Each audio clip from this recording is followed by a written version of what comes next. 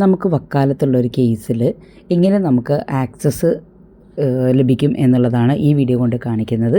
അത് DCMS പോർട്ടലിൽ നമ്മളിതുപോലെ enter ചെയ്യുക. അപ്പോൾ നമുക്ക് DCMS പോർട്ടലിൽ എല്ലാ വീഡിയോസും കാണിക്കുന്നുണ്ട് കേട്ടോ, എല്ലാ വീഡിയോസും അവിടെ ഉണ്ട്. എന്നിരുന്നാലും ഈ വീഡിയോയിലും ഞാൻ കാണിച്ചു തരാം.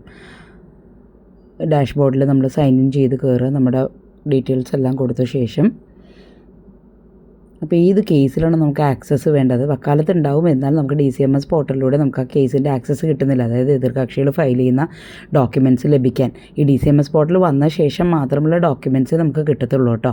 അപ്പോൾ അതുകൊണ്ട് നമ്മൾ കേസ് ഡാഷ്ബോർഡിലേക്ക് ഇങ്ങനെ എൻ്റർ ചെയ്യുക. എന്നിട്ട് നമുക്ക് റൈറ്റ് സൈഡിൽ തന്നെ കാണാം റിക്വസ്റ്റ് കേസ് ആക്സസ്. അപ്പോൾ ഇതിൽ റിക്വസ്റ്റ് കേസ് ആക്സസ് കൊടുക്കുമ്പോഴേക്ക് റിക്വസ്റ്റ് ആക്സസ് എന്നുള്ളതിൽ കൊടുക്കുമ്പോൾ എന്നിട്ട് ഡിസ്ട്രിക്റ്റ് ചോദിക്കും, കോടതി ചോദിക്കും. ഇപ്പോൾ കോടതി, ഇപ്പോൾ നമ്മൾ ഫാമിലി കോടതി കൊടുക്കുന്നത്, ഫാമിലി കോടതിയൊക്കെ കൊടുത്ത് സെലക്ട് ചെയ്താലാണ് നമുക്ക് അറിയാമല്ലോ ഓപ്പോസിറ്റ് കക്ഷികൾ ഫയൽ ചെയ്യുന്ന ഡോക്യുമെൻറ്റ്സ്. ഇപ്പോൾ ഒരു IA ഫയൽ ചെയ്തു, നമ്മൾ അതിന് ഒരു ഒബ്ജക്ഷൻ ഫയൽ ചെയ്തിട്ടുണ്ടെങ്കിൽ അതിനകത്ത് ഫയൽ ചെയ്ത് കഴിഞ്ഞാൽ നമുക്കും കൂടെ കാണണം എന്നുണ്ടെങ്കിൽ, ആക്സസ് കിട്ടണം എന്നുണ്ടെങ്കിൽ ഗെറ്റ് ആക്സസ് കൊടുത്താലേ പറ്റുള്ളൂ. അപ്പോൾ നമ്മളിപ്പോൾ ഇതിനകത്ത് ഞാൻ ഒരു ഡിസ്ട്രിക്ട് കോർട്ടിലൊരു കേസിലേക്കാണ് റിക്വസ്റ്റ് ആക്സസ് ചെയ്യുന്നത്. അതിനകത്ത് എന്തെങ്കിലും ഡോക്യുമെൻറ്റ്സ് ഒക്കെ ഫയൽ ചെയ്താൽ നമുക്ക് കിട്ടാൻ വേണ്ടി.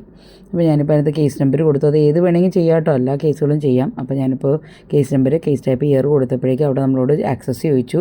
അപ്പോൾ നമ്മൾ ആർക്ക് വേണ്ടിയാണെന്നുള്ളത് ചോദിച്ചു.